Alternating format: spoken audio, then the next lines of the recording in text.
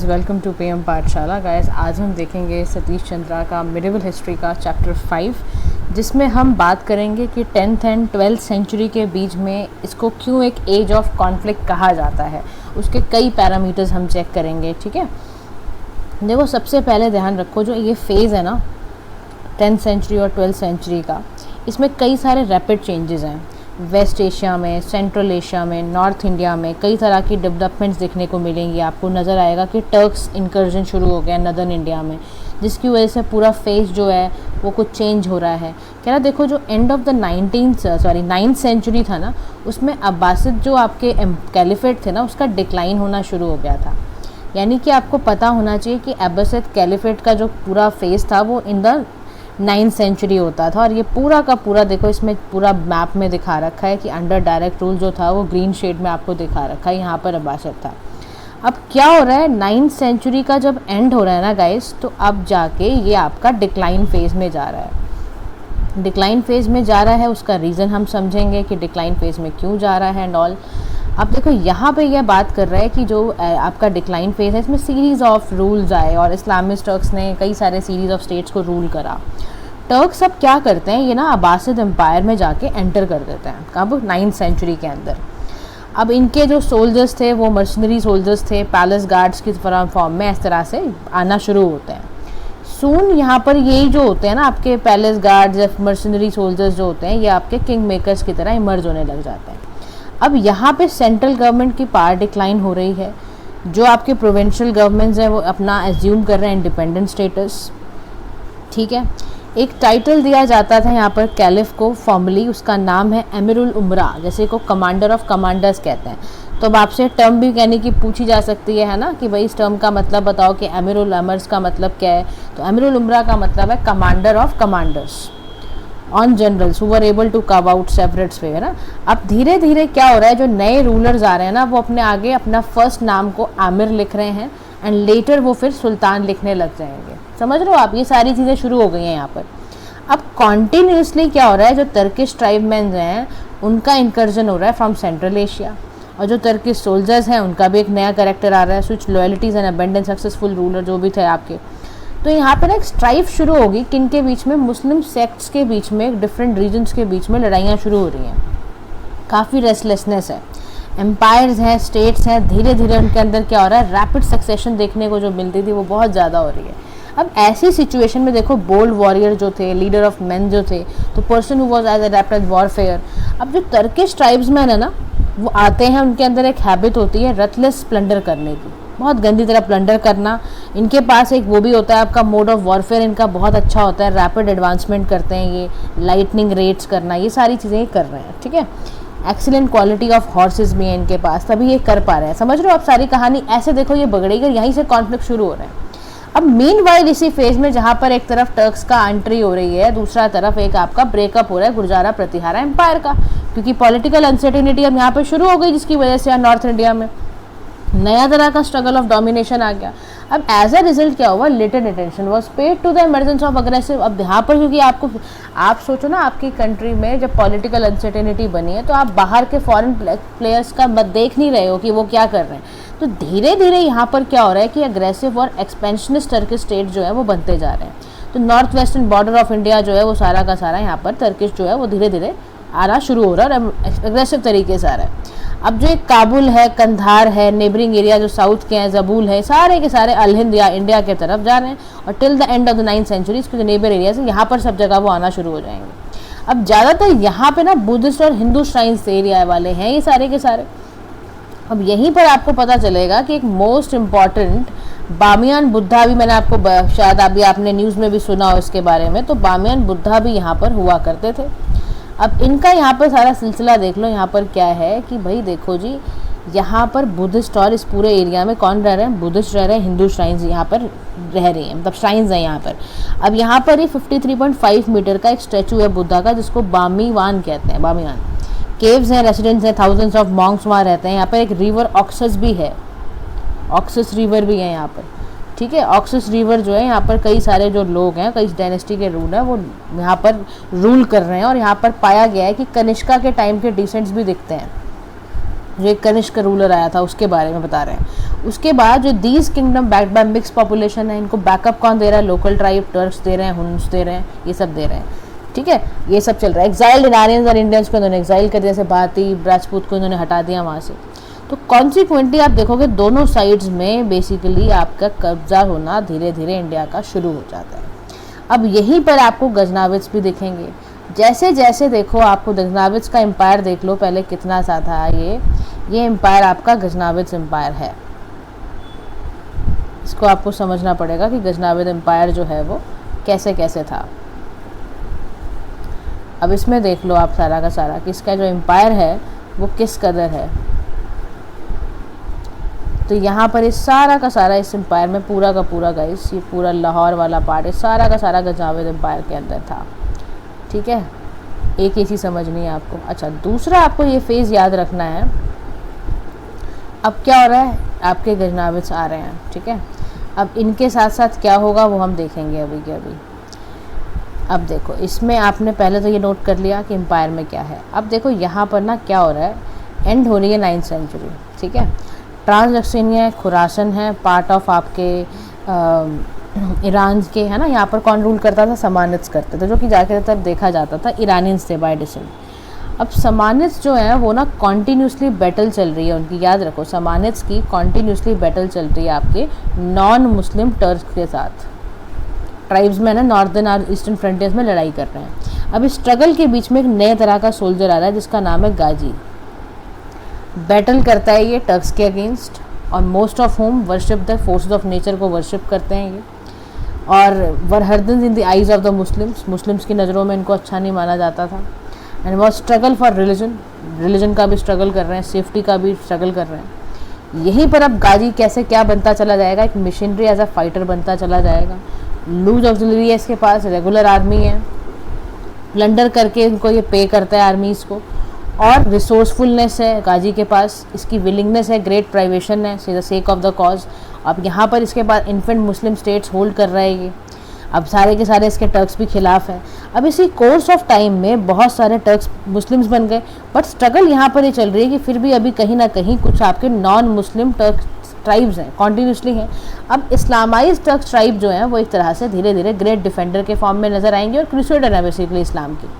But इनको plunder करना बहुत पसंद था, साइड बाय साइड इनका प्लंडर चल रहा है और डिफेंस ऑफ इस्लाम की वे बातें कर रहे हैं। अब अमंग द समानिद गवर्नर एक ना टर्किश स्लेव निकल कर आएगा जिसका नाम है अल्पतिगिन। अब वो एक इंडिपेंडेंट किंगडम बनाएगा, अपनी कैपिटल बनाएगा गजनी। एंड समानिद किंगडम सून आपका एंड देखने को मिलेगा, और गजनावी जो है वो अल्टीमेटली इनको टास्क सौंपा जाएगा कि ये इस्लामिक लैंड्स को बचाएं सेंट्रल एशियन ट्राइब्समैन से। इसी कंटेक्स्ट में अब ये जो थ्रोन है ये असेंड करेगा महमूद गजनी में। अब महमूद को हीरो ऑफ इस्लाम माना जाता है, मेडिवल हिस्ट्री के अंदर मुस्लिम हिस्टोरियंस के अंदर भी इसको हीरो माना जाता है। क्यों? क्योंकि इसका स्टाउट डिफेंस था, ये बहुत अच्छे से डिफेंस करता था against the central Asian Turkish tribal invaders.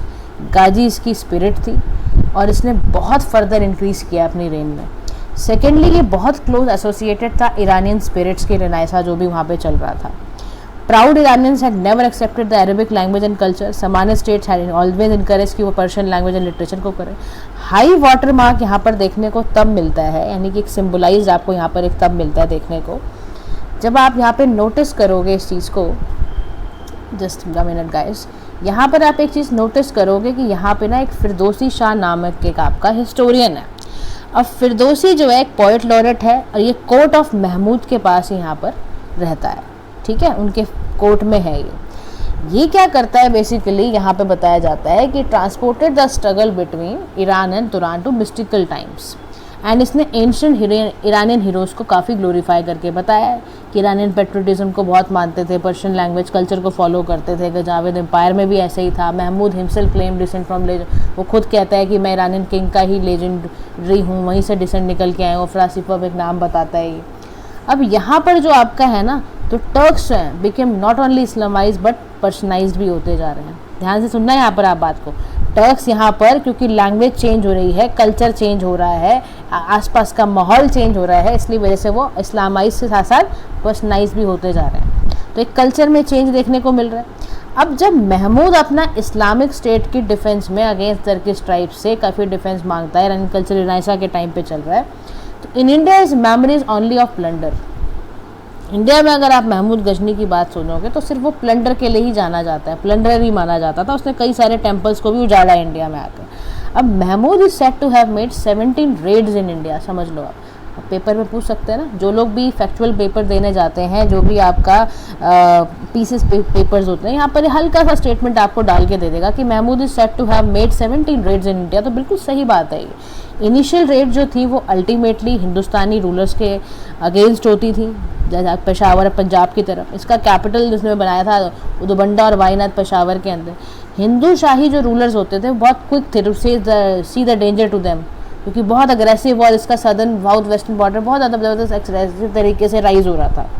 Hindu shahi ruler थे एक जयपाल करके, उन्होंने अलाइंस भी की थी विद द डिस्प्लेस अमानत governor of Ghazni but ruler of area. करा था इन्होंने, कई जगह पे इन्होंने कोशिश करी कि बचाने की अलाइंस करते गए। ये आमिर of Multan invaded basically Ghazni, but he had to suffer a defeat. लेकिन अलाइंस करने के बाद भी इनको डिफीट झेलनी पड़ी, कोलैप्स कर गया इनका जो कोलिशन एक उन्होंने बनाया था ना, मिलके ग्रुप बनाया था, वो भी चला गया। इन रिटेलेशन जो गजाविद रूलर्स थे उस टाइम के led waste the area up to Kabul and अपना इस एरिया को उन्होंने बढ़ा दिया, जलालाबाद तक अपना एरिया बढ़ाते चले गए।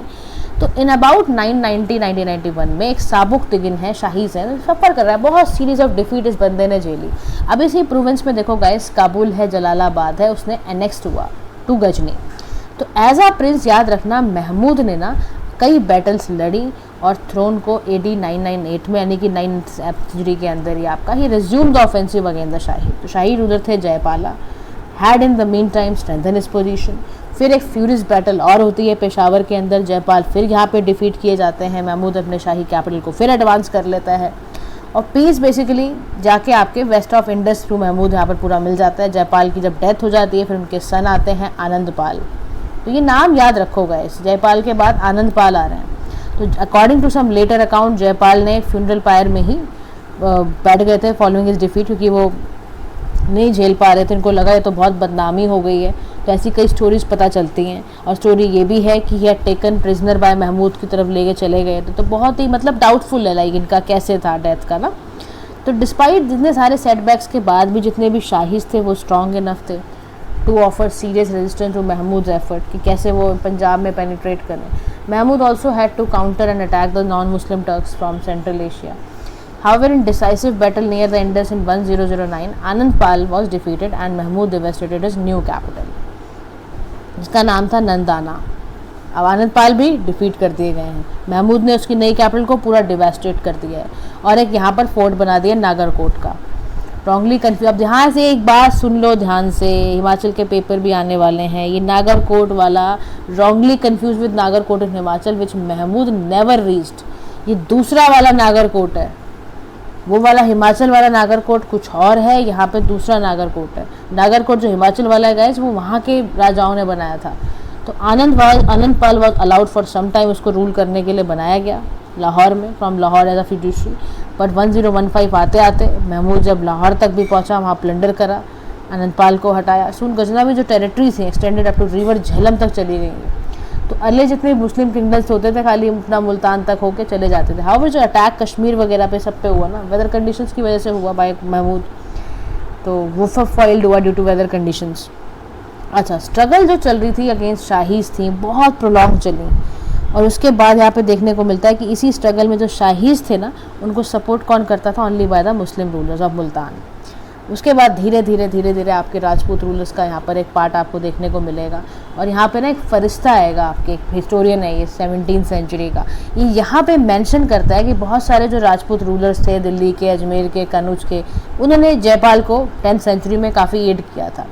अजमेर में had not been founded by then and उसके बाद दिल्ली एक स्मॉल स्टेट की तरह होता था। गुजारा प्रतिहारा में पूरा उन्होंने कनौज पर कब्जा कर रखा था, थानेसर एट वन टाइम। उसके बाद जब वीक हुआ वो तो फिर शाहजी आपके। तो आपने देखा कि 1015 तक महमूद जो है ना उसने काफ़ी अटैक मारे थे इंडो गैंगटिक वैली पर।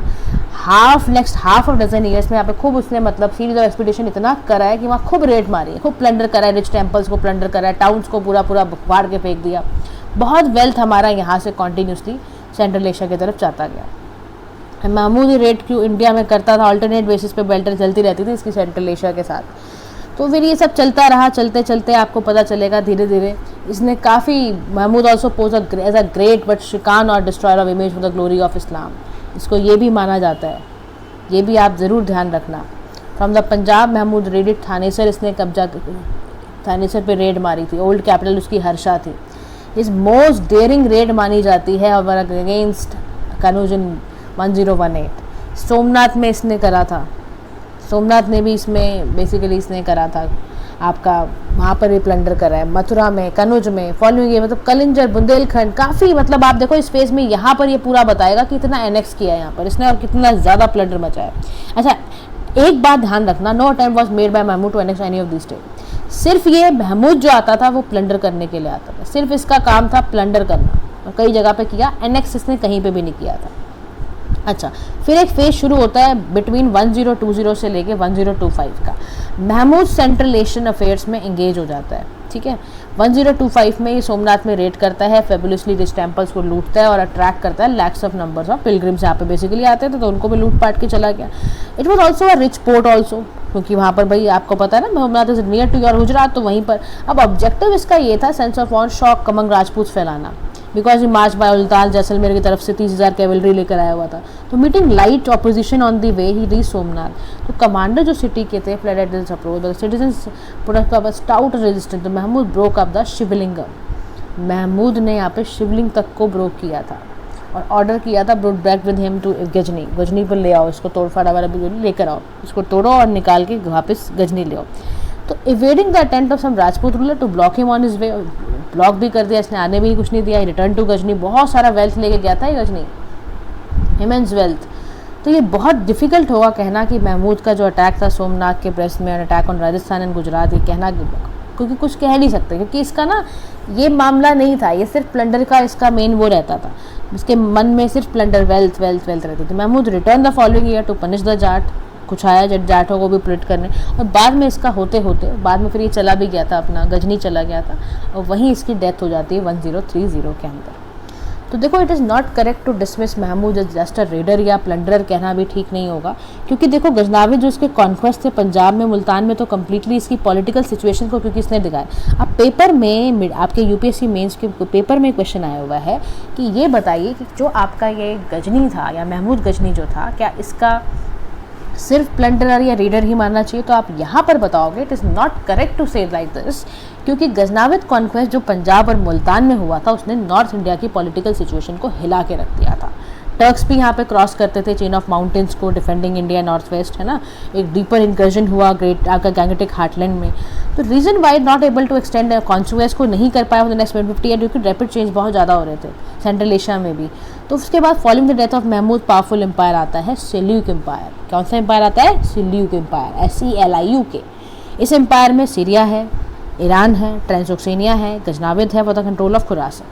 तो फेमस बैटल होती है मसूद, जो कि सन होता है महमूद गजनी का। Was completely defeated and had to flee to Lahore for refuge, बन के ये लाहौर की तरफ भागता है। गजनाविद एम्पायर श्रैंक होता गया, गजनी में भी, पंजाब में भी। ऑल्दो फिर ये कॉन्टीन्यूसली प्लंडर तो इनका करते रहते थे, गैंगटिक वैली में, राजपुताना एरिया में, no longer in position to pose serious military danger, इनका खत्म हो गया इंडिया को, और साइमल्टेनियसली नया स्टेट नॉर्थ इंडिया में बना जो काउंटर करने लगा गजनाविद रेड। ठीक है, यहाँ तक बात समझ में आ रही है, कॉन्फ्लिक्ट के रीज़न समझ आ रहे हैं आपको। उसके बाद अब आप समझोगे राजपूत स्टेट्स के बारे में। राजपूत स्टेट्स के बारे में गए जानने से पहले आपको ये पता होना चाहिए कि राजपूत स्टेट्स कहाँ कहाँ पे थे। तो देखो, ये सारा फेज जो है ना, ये पूरा का पूरा आप देखोगे राइज कैसे कैसे राजपूत का हुआ है। राजपूत डायनेस्टीज पूरा येलो फेज में मैंने आपको दिखा दिया है, कलरफुल करते हुए। ठीक है, अब यहाँ पर आप देखो, यहाँ पे ना राइज हो रहा है न्यू सेक्शन का, ठीक है, यानी कि राजपूत सेक्शंस है। अब यहाँ एक कंट्रोवर्सी भी है, इनका ओरिजिन के बारे में कुछ मेंशन नहीं किया हुआ, लेकिन ये बताया जाता है कि जैसे प्रतिहारा एम्पायर का ब्रेकअप हुआ था ना, नंबर ऑफ राजपूत आए नॉर्थ इंडिया में बस गए, और मोस्ट इंपॉर्टेंट इनकी जो सिटीज़ होती थी, ये कनौज में या गढ़वालाज में या परमाराज ऑफ मलबा, चौहान ऑफ अजमेर, ये सारे के सारे आने लग गए। स्मॉलर डायनेस्टीज आती डिफरेंट पार्ट्स में रहने लग गई, जैसे आपकी कालचुरी एरिया में थी, मॉडर्न जबलपुर में थी, चंडेला से जो बुंदेलखंड में आ गए, चालुक्य गुजरात में आ गए, तोमर जो थे वो दिल्ली की तरफ आ गए। तो ऐसे ऐसे ये राजपूत जो है वो फैलने लग गए, छोटे छोटे किंगडम्स बनाने लग गए। एट इट्स हाई जो गहद्वार किंगडम था उसने अपने आप को मोंगिया टू बिहार टू दिल्ली ऐसे बना रखा था। ग्रेटेस्ट रूलर जो डायनेस्टी का था वो गोविंद चंद्र था, जिसने कि first half of 12th century में रूल करा था। इसने कनौज को अपना कैपिटल बनाया, बनारस को सेकंड कैपिटल बनाया। पर्शियन सोर्सेज से पता चलता है कि जो गोविंद चंद्र है ग्रेटेस्ट रूलर है हिंदुस्तान का। अच्छा, उसके बाद चौहान्स की बात करते हैं तो who had served under the rulers of Gujarat. उसने कैपिटल बनाया, इसका नाम था नडौल। कब? And of the 10th century के अंदर। तो ग्रेटेस्ट रूलर जो इस डायनेस्टी का है वो कौन है? विग्रहारन। इसका कैप्चर क्या किया? चित्तौड़ को कैप्चर किया। इस्टेब्लिश किया, अजमेर पे अपना कब्जा किया इसने और वहाँ पर कैपिटल बनाया इसको। इसने वहाँ पे संस्कृत कॉलेज भी खोला। देखो इस बंदे की बातें, संस्कृत कॉलेज खोलता है अजमेर के अंदर। और एक लेक थी अनसेगर लेक, वहाँ पर ही है, वो आपके अजमेर के अंदर ही है। उसके बाद देखो ये छोटी छोटी इन्फॉर्मेशन है गाइस पेपर में कहाँ कैसे टकरा जाए ना, इसलिए बड़े केयरफुली बैठ के सुनो आप ध्यान से वीडियो को। तो लाइक दी गहद्वार चौहान ये क्या करते थे? रेजिस्टेंस देते थे गजनाविद रेट्स को। फिर उन्होंने विग्रहार जो आपके कैप्चर किया दिल्ली को तोमर्स के थ्रू, है ना। फिर ऐसे ऐसे यहाँ पर कॉन्फ्लिक्ट शुरू हो गया किनके बीच में? Vigraharaja and also came in conflict with परमारास।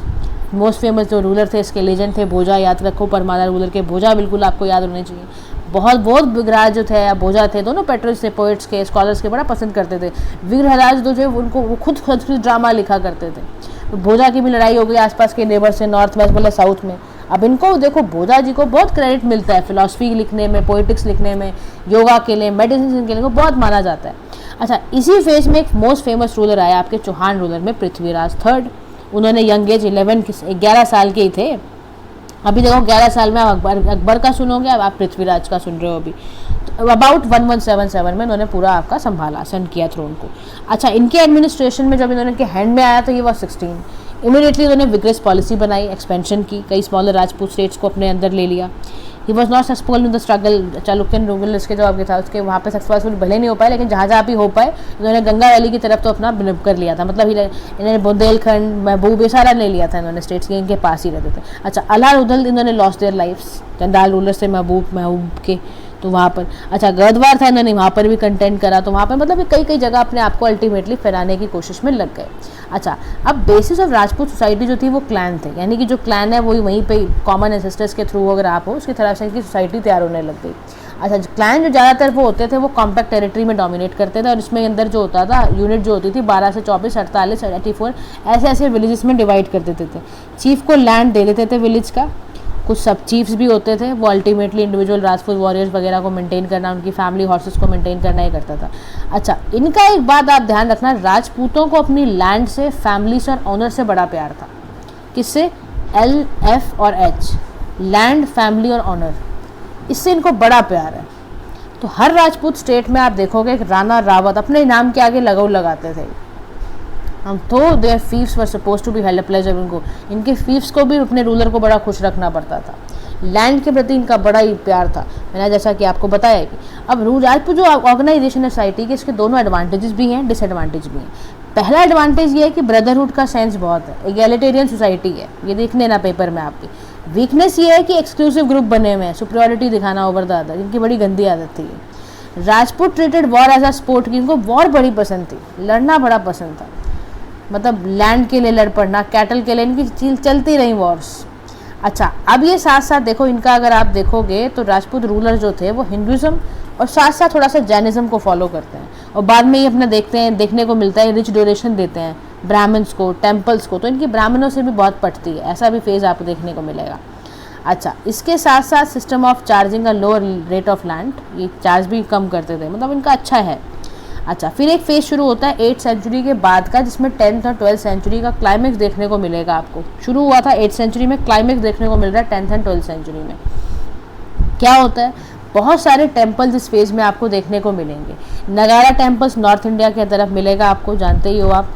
अच्छा, इसके अंदर क्या है कि आपका गर्भगृह है, डीटी रूम है, मेन रूम में स्क्वायर है आपका। मैंने आपको देखो द्रविड़ा टेम्पल दिखाया था ना, ऐसे ही यहाँ पर आपका मध्य प्रदेश भुवनेश्वर, यहाँ पर सारा के सारे जो विश्वनाथ टेम्पल है, परशुनाथ टेम्पल है, सारा का सारा आपका बनाया जा रहा है on the basis of your आपके नगारा टेम्पल के स्टाइल में, कि उसका मेन रूम है वो स्क्वायर शेप का है, प्रोजेक्शंस हैं हर साइड पे, एक आपका मंडपम है, सेंक्टम सेंक्टोरियम लगाया गया है, ठीक है, ये सारे टेम्पल्स बन रहे हैं। अच्छा, उड़ीसा में एक बड़ा फेमस टेम्पल है लिंगराज टेम्पल, और सन कोणार्क टेम्पल तो आप शायद गए भी हो, तो वहाँ पर भी वो भी 11th सेंचुरी में 13th सेंचुरी में बन रहा है। जगन्नाथ टेम्पल बन रहा है। तो ऐसे कई सारे टेम्पल बन रहे हैं, मथुरा में, बनारस में, दिलवारा टेम्पल आपका माउंट आबू में। और इससे आपको देखने को मिल रहा है कि यहाँ पर जो बड़ी ना कल्चरल सोशल लाइफ में कई चेंजेस आ रहे हैं। और बड़े जो आपके सोमनाथ टेम्पल जैसे बड़ा एक्सट्रीमली वेल्दी टेम्पल था, तो वो सब देखने को मिल रहा है। अच्छा, राजपूत रूलर्स को आर्ट्स का और लेटर्स का बड़ा शौक था। क्या ना, यहीं पर एक वस्तुपाला फेमस मिनिस्टर थे चालुक्यन रूलर के, बीमा गुजरात के अंदर, राइटर थे, बड़ा स्कॉलर भी थे। इन्होंने beautiful Jain temple, mount Abu, ये सब उज्जैन वगैरह इन्होंने ही तैयार करा था। अब वस्तुपाला का नाम आपको याद रखना है इसीलिए। फिर आपके परमाला रूलर्स आए, इन्होंने संस्कृत का बड़ा शौक था, लर्निंग का बड़ा शौक था। तो जैसे जैसे ब्राह्मणिज्म का रिवाइवल हो रहा है, आप देख रहे हो संस्कृत भी सप्लीमेंट हो रही है। अब पर जो लोग हैं वो सारे आपके संस्कृत सप्लीमेंट कर रहे हैं और आप ये सारी चीज़ें सीख रहे हैं। ठीक है, अब मॉडर्न नॉर्थ इंडियन लैंग्वेजेस में आपका हिंदी आ जाएगी, बंगाली, मराठी, ये भी आपको इसी फेज में देखने को मिल रही है। अब आप समझो, देखो ये तो आपने कल्चरल पार्ट पढ़ लिया। अब टर्किश का कैसे कॉन्क्वेस्ट होगा नॉर्थ इंडिया में, वो देख लो आप। अब यहीं पर आपको देखने को मिलेगी बैटल ऑफ तरेन, जिसमें पृथ्वीराज हारेंगे। ठीक है, अब आप इसको भी देख लो क्या होता है इस बैटल के अंदर, इस बैटल के क्या इंपॉर्टेंस है वो भी आज आपको जानने को मिलने वाला है। अब देखो Turkish conquest of north India में जैसे जैसे देखो गजनाविद कॉन्क्वेस्ट पंजाब में हुआ ना, दो डिस्टिंक्ट पैटर्न रिलेशन के शुरू हो गए, मुस्लिम्स के, हिंदूज के। अब यहाँ पर देखो प्लंडर तो होता ही रहा है। गैंगटिक वैली में राजपूताना सक्सेसर थे महमूद के, और रूलर जो राजपूत रूलर है उसका भाई स्पिरिट है अगेंस्ट ये सारी रेट्स के, वो बिल्कुल खिलाफ है। गजनाविद रूलर कोई पावरफुल स्टेट नहीं बनाना चाहते, बट उनका क्या काम है कि लोकल जो भी बैटल्स हैं वो जीत लें और प्लंडरिंग कर लें, इनका यही काम है। इंडिया का एक तरफ ट्रेड में भी स्ट्रेंथन करना, ये सब करना भी ज़रूरी था, अब इनकी इनकम को इन्हांस करना, स्टेट की इनकम भी इन्हांस करनी है। अब यहाँ पर एक समय आएगा जहाँ पे सूफीज भी आएंगे जो लव, फेथ और डेडिकेशन सिखाएंगे टू वन गॉड, है ना। And they directed their preaching mainly towards Muslim settlers, but they influence from Hindus also, उनको भी कर लेते हैं। अब इसी इंटरेक्शन के बीच में इस्लाम और हिंदू रिलीजन सोसाइटी में शुरू हो जाता है। लाहौर एक सेंटर बन जाता है अरबिक का, पर्शियन लैंग्वेज का, लिटरेचर का। हिंदू जनरल जैसे कि आपके तिलक थे, बारबर बाय कास, है ना, कमांडेड उन्होंने करा गजनाविद आर्मीज़ को, जट सोल्जर्स भी यहाँ पे रिक्रूट किए जाते थे। अब इसी प्रोसेस में क्या होगा, धीरे धीरे आपको towards the middle of 12th century में कुछ टर्किश ट्राइब्समैन भी दिखने लग जाएंगे जो पार्शली बुद्धिस्ट है और पार्शली पगन है। ये आपके सेल्जुक टर्क्स में अपना शटर लेते आ जाएंगे। अब एक वैक्यूम है, दो न्यू पावर्स आपकी रोज आपकी बाहर आ रही हैं। ख्वारजीमी एम्पायर है वो आपके बेस्ड इन ईरान है, एक गुरीद एम्पायर है वो गुरु नॉर्थ वेस्टर्न आपके अफगानिस्तान में है। गुरीद जो है वो अपने वसाल ऐसा गजनी को लेके चलते हैं, और गुरीद जो है उन्हें अपना अंडर सुल्तान अलाउद्दीन के थ्रू अपना टाइटल बना लिया, क्या, वर्ड बर्नर, क्योंकि ड्यूरिंग द 12th सेंचुरी सारी चीज़ें होने लग गई। अब उसके बाद 1173 आता है जिसमें कि शहाबुद्दीन महमूद हैं, इनको महमूदुद्दीन मोहम्मद बिन सम भी कहा जाता है। इन्होंने गजनी का थ्रोन लिया, अपने पास लिया, और वाइल एल्डर ब्रदर जो थे वो गूर में रूल कर रहे थे। प्रोसीडिंग्स हुई, ये गोमाल पास की तरफ आए, कनखर किया इन्होंने मुल्तान और उच्च को। फिर उन्होंने पेनिट्रेट करना शुरू किया गुजरात की तरफ जहाँ पे राजपूताना डेजर्ट था। फिर ये गुजरात रूलर्स को कम्प्लीटली रूट करते हुए माउंट आबू पहुँचे, फिर अल्टीमेटली स्केप का इन्होंने रास्ता बनाया। सूद इनको रियलाइज़ हुआ कि भाई सूटेबल अपना बेस हम बना सकते हैं पंजाब की तरफ। फिर उन्होंने इंडिया को इस तरह से अपना कॉन्क्वेस्ट करना शुरू करा। मीनवाइल बहुत सारे इवेंट्स चल रहे हैं। चौहान रूलर्स जो है, चौहान जो पावर्स है वो आपके धीरे धीरे राइज कर रही है। चौहान रूलर्स को हराया भी जाता है, लार्ज नंबर ऑफ टर्क्स को मार भी डाला जाता है। तो ये सारी की सारी चीज़ें चल रही है। इसी में मैंने आपको बताया बैटल ऑफ तरेन हो रही है। बैटल दो एम्बिशियस रूलर्स के बीच में, क्या नाम है, मुइजुद्दीन मोहम्मद और पृथ्वीराज। कॉन्फ्लिक्ट स्टार्ट कहाँ से शुरू हुआ, तबरहिंडा से। क्लेम वहाँ पे था कि वहीं से शुरू हुआ। तो बैटल में क्या था, तरेन 1191 में शुरू होती है। गुरीद फोर्सेस कंप्लीटली रूट करती हैं, और जो है बेसिकली मुइजुद्दीन मोहम्मद जो है life being save by young Khalji horseman के थ्रू मदद मिलती है। Prithviraj now pushed on to Tabarhinda में जाते हैं, वो कनकर करते हैं, 12 मंथ साइज लगता है उनको पूरा। उसके बाद लिटिल अटेम्प्ट लिया जाए was made by Prithviraj to out the Ghurid from the perhaps. उन्होंने कुछ खास उम्मीद नहीं करी, उनको लगा अब चले गए, अब तो हो गया काम, मैं जीत तो गया ही हूँ। लेकिन फिर सेकंड बैटल होती है 1192 में, फिर सेकंड बैटल ऑफ तरेन होती है, और इसको बहुत टर्निंग पॉइंट माना जाता है इंडियन हिस्ट्री में, याद रखना। सेकंड बैटल ऑफ तरेन जो 1192 में हुई थी, उसको as a one of the turning point Indian history में माना जाता है। क्यों? क्योंकि इसमें मुइजुद्दीन मोहम्मद ने क्या करा, केयरफुल प्रिपरेशन करी कॉन्क्वेस्ट की, and it is said that he March with the 1,20,000 man के साथ ये जाता है, हैवी कैवलरी लेके, और पूरा इंतज़ाम के साथ जाता है। और ये बिल्कुल कहना गलत नहीं होगा कि पृथ्वीराज ने इससे पूरे अफेयर्स में नेग्लिजेंट किया, क्योंकि वो अपने ही उसमें खो गए थे, अपने ही अफेयर्स में, अपने ही चीज़ों में लग गए थे और बड़ी बुरी तरह से उनको हराया जाता है। ठीक है, ये सारी सिचुएशन होगी। Prithviraj at this time Skanda the general of the last victorious campaign were engaged elsewhere. तो रियलाइज़ करते हैं कि भाई गुरुद का थ्रेट है, तब तक इनका काम हो चुका था। अब इसके बाद क्या हो रहा है, we are told many rajas ने कॉन्टिजेंट्स में आए, बट जयचंद्र थे यहाँ पर, रूलर्स थे कन्नौज के, ये stayed away. And legend that this was because Prithviraj ने अबडक्ट किया था जयचंद्रा की डॉटर को, संयोगिता को, who was in love with him. तो ये हालांकि कई स्टूडेंट्स कहते हैं गलत बात बताई जा रही है। अच्छा, पृथ्वीराज जी के बारे में कि भाई उनको पोइट्स के साथ बड़ा काफ़ी उनका रहा है, और चंद बरदाई एक रोमांस के पोइट हुआ करते थे, तो उन्होंने काफ़ी सारी तारीफ़ें की हैं पृथ्वीराज के बारे में, पृथ्वीराज रासो लिखी है। तो Prithviraj said to have fielded, उनके पास 3 लाख की फोर्सेस थी, उनके पास कैवलरी थी, 300 एलिफेंट थे, न्यूमेरिकल स्ट्रेंथ इंडियन फोर्सेस के हिसाब से बहुत मानी जाती है, organise, but the Turkish army was better organise, इनकी बेटर ऑर्गेनाइज नहीं थी। तो ये सारा सिलसिला यहाँ पे चल रहा है। उसके बाद अब आपका क्या हो रहा है, टर्किश कॉन्क्वेस्ट हो रहा है गंगा वैली पे, बिहार एंड बंगाल का सिलसिला देखो। 1192 1206 में टर्किश रूलर एक्सटेंड हो रहा है गंगा जमुना दोआब और उसके नेबरिंग एरियाज में। बिहार बंगाल में काफ़ी चीज़ें चल रही हैं। दोआब है आपका टर्क्स के first to defeat powerful Gahadavala kingdom, Kannauj को हराना है। गढ़वाला किंगडम में कौन है रूलर, जयचंद्र है, उनको हरा के वापस आना है। आफ्टर तरेन क्या है, मुजुद्दीन रिटर्न टू गजनी चला जाता है, फिर सारे छोड़ता है, और अल्टीमेटली फिर उसके बाद एक नई ट्रस्टेड स्लेव डायनेस्टी शुरू होगी, कुतुबुद्दीन ऐबक आएंगे। ड्यूरिंग द नेक्स्ट 2 ईयर जो टर्क्स हैं वो अपर दोआब के पार्ट में रहते हैं without any opposition of Gahadavalas. लेकिन 1194 में फिर Muizzuddin return to India, he cross the Jamuna, 50,000 cavalry से क्या क्रॉस करता है और कन्नौज की तरफ बढ़ता है। रिसोर्सेज वाला रीजन है, समझो बात को आप।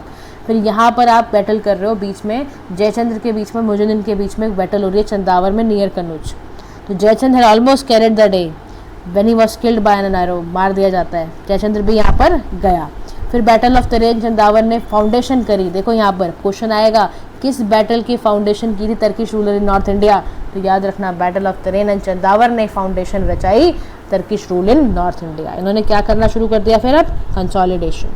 फिर ये 1206 तक रहा Muizuddin lived hill. During this period he occupied powerful web के फोर्ट्स, उसने बयाना ग्वालियर के सारे फोर्ट्स पर अपना कब्जा किया। फिर यहाँ पर लॉन्च सीरीज ऑफ बैटल होने लग गई। ऐबक डिफीटेड भीमा III को उसने हराया, रूलर था ये गुजरात का।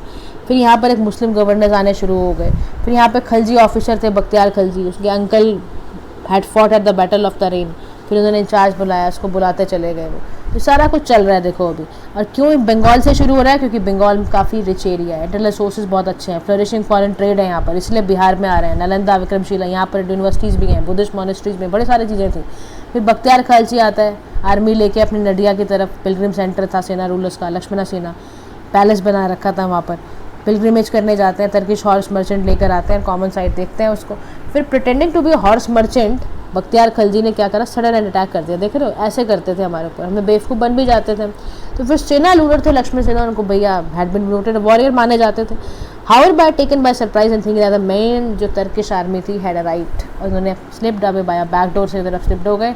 टर्किश आर्मी ने यहाँ पर खूब बड़ा सा ओवर पावर किया, सारी वेल्थ रूलर की ले ली, वाइफ्स उसकी ले ली, चिल्ड्रंस को सबको कैप्चर कर लिया था। तो बख्तियार मार्च सेना कैपिटल लखनौती पे जाता है। तो लक्ष्मण सेना मूव टू सनौरगांव जाता है साउथ बंगाल में, यहाँ पे उसके सक्सेसर कंटिन्यू रूल कर रहे थे। लेकिन बख्तियार खलजी अपना अपॉइंट कर लेता है बंगाल में, बाय मुजुद्दीन उसको बना देता है कि तू अब यहाँ का गवर्नर है। वर्चुअली इंडिपेंडेंट रूलर बना दिया जाता है उसको। But he was not able to enjoy his position for long, क्योंकि फुलिशली ये क्या करता है, एक्सपीडिशन करता है ब्रह्मपुत्र वैली असम के अंदर। तो राइटर बताते हैं कि यहाँ के एक्सपीडिशन जो था ना, 2 राइटर्स से that he wanted to lead an expedition in Tibet, पर वो चला जाता है आपका असम की तरफ। माग रूलर थे असम के, रिट्रीटेड एंड लाउ द टर्किश आर्मी को करते हैं, वो बुलाते हैं। At last the tired and exhausted army जो होती है वो नहीं कर पाती, और अल्टीमेटली आपको पता है ना टफ टेरेन में कहाँ पे जा रहा था ये, तो tired and weakened by hunger and illness की वजह से यहाँ पे जो बैटल होती है उसमें क्या जीत पाते हैं। टर्किश आर्मी की बहुत गंदी बैटल में यहाँ पे हार होती है। Bakhtiyar Khalji was able to come back few followers के साथ, किसी तरह माउंटेन ट्राइब से लेकर आकर आ जाता है, लेकिन इसका हेल्थ एंड स्पिरिट दोनों टूट जाता है, मॉरली सिक हो जाता है, mortally sick and confined to bed. और फिर उसके बाद इसको कोई इसका जो आमिर होता है ना, वन ऑफ हिज आमिर जो stabbed him to death, Bakhtiyar Khalji की मौत हो गई। ठीक है, अब आओ Aibak and Turkish and Khalji chiefs के बारे में। अब यहाँ पे देखो गाइस थोड़ा चैप्टर बड़ा है, लेकिन अल्टीमेटली आपको ये जो देगा ना कॉन्फ्लिक्ट आपको पूरा समझा देगा। अब यहाँ पर आपको ऐबक एंड तर्किश का होते होते आपको समझ आएगा कि किस तरह से इंडिया में एम्पायर पूरा का पूरा इस पैराग्राफ में ये बता रखा है कि कैसे कब्जा करेंगे। अब राजपूत की देखो डिफीट पे क्वेश्चन आता है कि डिफीट क्यों हुआ, तो यहाँ पे कुछ पॉइंटर्स आपको ज़रूर याद रखने चाहिए कि देखो पहला पॉइंटर्स क्या था, टर्किश आर्मी के पास ज़्यादा एक तो वो ऑर्गेनाइज्ड आर्मी थी। हमारे साथ क्या चल रहा था, हमारी ही खुद की कंट्री में सोशल एंड पॉलिटिकल वीकनेस चल रही थी। इकोनॉमिकली हम मिलिट्रली बैकवर्ड थे अपने नेबर्स के अकॉर्डिंग। सबसे पहला रीज़न समझ आ गया आपको। उसके बाद आपको देखो इनके जो हॉर्स थे ना वो हमारे घोड़ों से ज़्यादा स्विफ्टर थे। वीकनेस हमारी क्या थी, हम सोशली और ऑर्गेनाइज नहीं थे, हमारा फ्यूडलिज्म सोसाइटी थी, हमारा एडमिनिस्ट्रेटिव स्ट्रक्चर मिलिट्री ऑर्गेनाइजेशन बहुत वीकेंड था। ऑन द अदर हैंड जो टर्क्स का था उसमें बहुत अच्छा उनका सिस्टम था, ग्रोथ था, एकता थी, सिस्टम खलीसा सिस्टम था, लॉन्ग स्टैंडिंग आर्मी थी उनके पास, इसलिए हम हारे। आप समझ रहे हो, कई सारे रीजन थे उसके पीछे हमारे, ये सब सारे मैंने रीजन आपको बता दिया। अच्छा, ब्रेव आपका राजपूत जो थे in terms of personal bravery, Rajput were no way inferior the Turk, ऐसा नहीं था, लेकिन रिलीजन एंड कास्ट का जो रोल आ जाता था ना वहीं पर ही हारे जाते थे। Rajput defeat at the hand of Muizzuddin Mohammad, एक माना जा सकता है इसको काफ़ी एक बहुत बड़ी चीज़।